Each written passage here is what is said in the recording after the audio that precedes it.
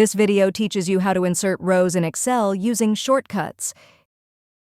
In an open Excel spreadsheet, select a row.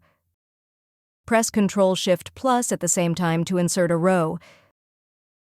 The new row will appear above the selected one. Press Ctrl+Shift+. Press Ctrl+Shift+.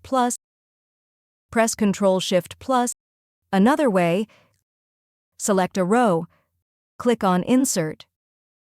Insert Sheet Rows. Click on Insert alone will also add row above the selected row.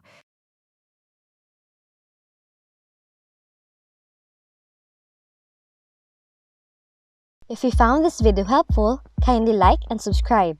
You may also click and turn on the notification bell so you can be notified from whenever we release new videos.